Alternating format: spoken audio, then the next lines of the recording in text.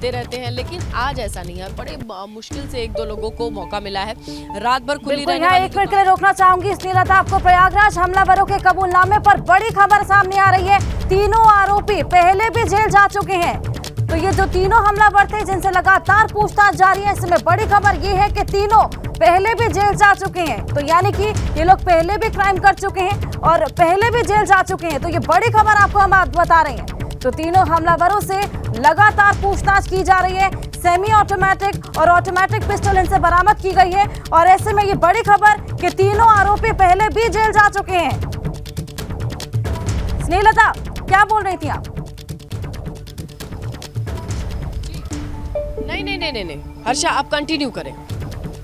बिल्कुल, तो जैसे कि हम आपको बता रहे हैं कि हमलावरों के कबूलनामे पर बड़ी खबर है। तीनों आरोपी पहले भी जेल जा चुके हैं। ऐसे में स्नेहलता, तो यानी कि तीनों के पहले भी क्रिमिनल हिस्ट्री रही है। बिल्कुल, देखिए अब ये धीरे धीरे जानकारी सामने आ रही है हर्षा, क्योंकि यहाँ से चीजें अब उनकी और जानकारी आएगी। जैसे उन्हें कल डिटेन किया गया, जैसे उन्हें हिरासत पे लिया गया, ये माना जा रहा था कि उनसे पूछताछ करके सुबह होते होते उनके बारे में और जानकारी आ जाएगी और ये अहम जानकारी रही है। अब इसके बाद देखना होगा कि किस तरीके से इस और जानकारी के आधार पर इनको सिर्फ अपने आप से ये करने की हिम्मत मिली या इनकी कोई मदद करने वाला है, इस पर नजर रहेगी। बिल्कुल, तो लगातार बड़े बड़े अपडेट सामने आ रहे हैं। हमलावरों पर सबसे बड़ा अपडेट है, तीनों आरोपी पहले भी जेल जा चुके हैं। लगातार उनसे पूछताछ की जा रही है। ऐसे में लगातार खुलासे हो रहे हैं।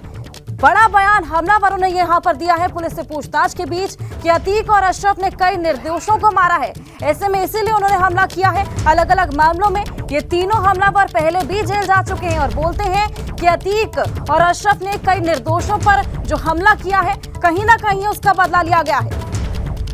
तो ये तीनों आरोपी पहले भी जेल जा चुके हैं, यानी कि इन तीनों की पहले भी क्रिमिनल हिस्ट्री रही है और लगातार इनसे पूछताछ की जा रही है। और अनुभव हमारे सहयोगी हमारे साथ जुड़े हैं। अनुभव, अतीक और अशरफ ने कई निर्दोषों को मारा है, ये हमलावर बोलते हुए नजर आए हैं। पुलिस पूछताछ में उन्होंने अपनी ये बात आगे रखी और बताया जा रहा है कि इनकी पहले भी क्रिमिनल हिस्ट्री रही है। तीनों पहले भी जेल जा चुके हैं। देखिए, सबसे महत्वपूर्ण ये है कि ये तीनों बहुत कम एज के हैं और अगर इतनी कम एज के हैं और इन्होंने इतनी दुस्साहसिक घटना को अंजाम दिया है तो जाहिर सी बात है कि इसके पीछे कोई मोटिव होगा। इसके पीछे क्या यही है या फिर इनके पीछे कोई और है, ये बहुत महत्वपूर्ण है। कोई भी अपराध होता है उसका एक मोटिव होता है, आखिर वो अपराध कोई अपराधी क्यों कर रहा है, और यही सवाल इस मामले में भी है कि आखिर इन तीनों अपराधियों ने अतीक अहमद को, अशरफ को गोली क्यों मारी, अतीक की अशरफ की हत्या क्यों की। क्या इनका कोई व्यक्तिगत दुश्मनी थी, इस वजह से इन्होंने गोली मारी, या फिर किसी ने इनको भेजा था, ये भाड़े के शूटर थे और इनको पैसा मिलता और इसलिए इन्होंने हत्या की। ये बहुत महत्वपूर्ण है, इसीलिए पुलिस इनसे इंक्वायरी कर रही है। पहले का इनका क्रिमिनल रिकॉर्ड है, ये जेल गए हुए हैं, देखिए ये एक बात सामने आ रही है। दूसरा ये कि इनके पास, एक के पास ऑटोमेटिक गन थी, एक के पास सेमी ऑटोमेटिक गन थी, वो किसने मुहैया कराई और इनका क्या अपराध था। जब ये पहले अगर गए हैं तो किस अपराध में गए हैं, ऐसा तो नहीं कि ये जब जेल में गए हो तो वहाँ अतीक की राइवलरी जिससे हो उन्हीं लोगों ने एक मोहरे के तौर पर इस्तेमाल किया हो इनको और कहा हो कि जाके आपको शूट करना है और ये काम करना है। देखिए, जो बात हम कहते हैं कि शार्प शूटर, तो कुछ शार्प शूटर जैसे थे। आप ये देखिए, पहली ही गोली जैसे ही अतीक को बिल्कुल पॉइंट ब्लैंक, बिल्कुल यहाँ से सटा कर मारी है। ये जो शार्प शूटर होते हैं वो इस तरीके से हम कहें कि मारते हैं। अगर कोई नौसिखिया होता तो इस तरीके से गोली नहीं मारता जिस तरीके से पहले अतीक को मारी है, फिर अशरफ को मारी है और उन्होंने कोई मौका ही नहीं दिया। आप ये सोचिए कि पहली ही गोली जो मारी, उसी गोली में हम क्या अतीक अहमद ढेर हो गया और अशरफ को भी जो पहली गोली मारी यहाँ पर उसी गोली में वो ढेर हो गया। उसके बाद उन्होंने 15 राउंड भले ही फायरिंग की हो, लेकिन ये शार्प शूटर ही इस तरीके से हम कहें कि फायरिंग कर सकते हैं। तो जाहिर सी बात है कि जब ये जेल जा चुके हैं, इनका क्रिमिनल रिकॉर्ड है और ये हो सकता है कि शार्प शूटर इससे पहले भी बहुत वारदातों को अंजाम दिया पर बहुत कम एज के हैं। और जो गाड़ी इन्होंने, जो बाइक इस्तेमाल की, उसका भी नंबर फर्जी है, यानी पूरी प्लानिंग थी। 3 दिन से ये प्रयागराज में रेकी कर रहे थे, अलग अलग जगहों पर जा रहे थे जहाँ पर अतीक को, अशरफ को ले जाया जा रहा था, हर एक जगह पर ये जा रहे थे। तो अब जो आसपास के सीसीटीवी होंगे वो भी एक बड़ा सबूत बनेंगे और वहाँ से भी कुछ न कुछ जानकारी पुलिस को मिलेगी। हालांकि पुलिस ने हो सकता है कि वहाँ के आसपास के सीसीटीवी निकाले हों, पर ये तीनों अगर अपराधी हैं, पहले इनके रिकॉर्ड रहे हैं, पहले मामलों में ये जेल गए हैं, तो बहुत आसान है इनके बारे में जान जाना कि आखिर इनके पीछे कौन है, कौन लोग हैं इस पूरे हत्याकांड के पीछे। बिल्कुल अनुभव, तो लगातार इनसे पूछताछ की जा रही है, परत दर परत यहाँ पर खुलती जाएगी और जो पूछताछ है उसी में एक एक कर ये सारे खुलासे होते जाएंगे।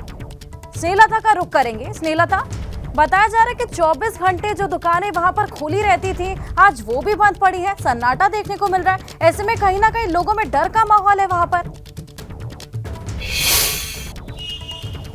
देखिए हर्षा, अब तो नहीं कह सकते हैं डर का माहौल, लेकिन हाँ कल लोग सदमे में थे। कल उन्हें जब अचानक से इस तरीके से गोलीबारी और जो जहाँ पे ये पूरा घटनाक्रम हुआ वहाँ पर जो सिक्योरिटी गार्ड रहते हैं, उनका परिवार रहता है, उन्होंने वो सब कुछ देखा था आंखों के सामने, तो उन्हें उस चीज़ का डर समाया हुआ है, उस बात का डर है। क्योंकि विजय लक्ष्मी नाम की महिला हैं, वो गार्ड और उनकी फैमिली जब वहाँ रहती, उनका कहना है मैं मेरी बेटी के साथ देखने के लिए खड़ी थी, गेट पे ही खड़ी थी ट्रॉमा सेंटर के, कि देखें अतीक और अशरफ को 18 पुलिस वाले ले जा रहे हैं, कैसा है। और अचानक से गोलियों की आवाज़ आई तो सदमे में वो एकदम सकपका गए, किसी के कुछ समझ नहीं आया। वो अपनी बेटी के साथ महिला खड़ी थी, वो फटाफट अपने गार्ड रूम में गई और उसके बाद उसने दरवाज़ा नहीं खोला, गोलियों की लेकिन आवाज़ आती रही। फिर उसने बताया कि वो बाहर निकल कर ये देखने की कोशिश करती है, तो दरोगा साहब कहते हैं कि अंदर ही रहो, बाहर नहीं आना। तो उस तरीके का जो माहौल देखेगा जिस बच्ची ने देखा, तो अभी लोगों को कुछ वक्त तक, जो यहाँ बहुत लोकल है उसको असर रहेगा उनको, क्योंकि इतनी आम चीज़ नहीं है गोलियों का चलना और ऐसे नामी लोगों का, ऐसे दो बड़े नाम जिनको लोग जानते हैं उनका इस तरीके से मर्डर, ये सब कुछ लोगों के जहन में घूमता रहेगा। तो जो लोग बहुत हाइपर लोकल हैं उनको तो अभी असर रहेगा। सड़कों की कंडीशन, अब जाके इक्का दुक्का गाड़ियां दिखाई दे रही हैं जिनकी मजबूरी है इधर से आना जाना, बाकी बेवजह इधर बहुत मुश्किल से ही चलता फिरता कोई शख्स आपको मिलेगा।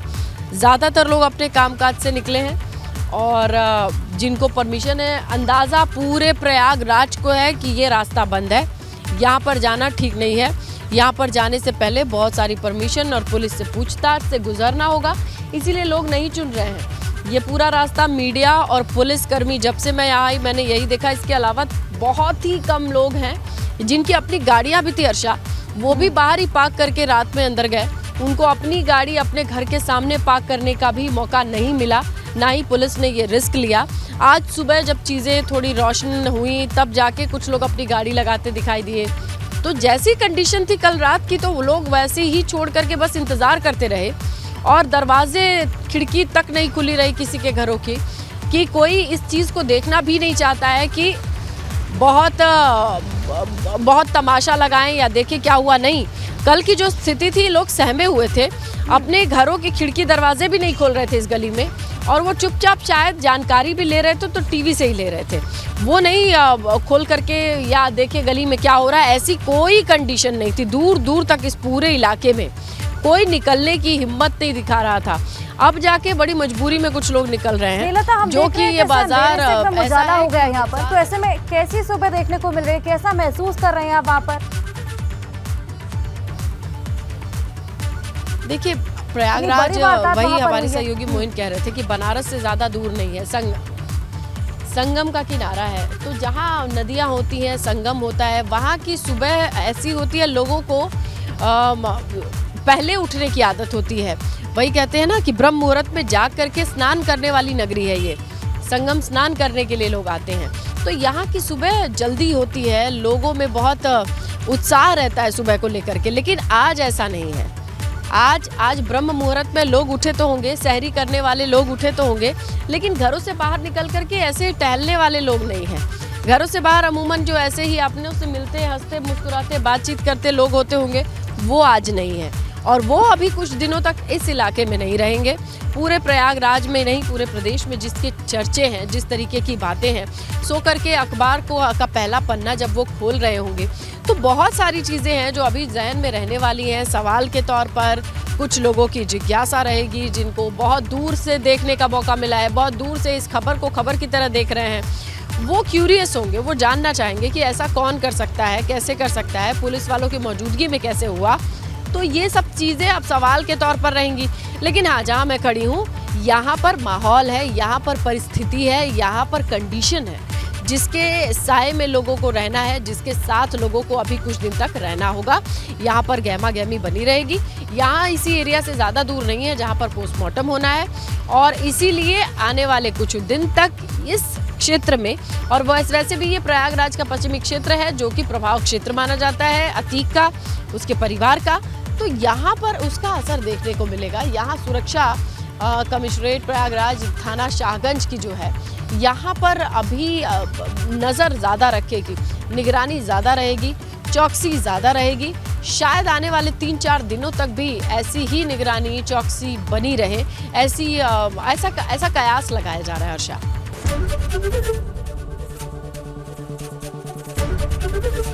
एबीपी गंगा, खबर आपकी, जुबान आपकी।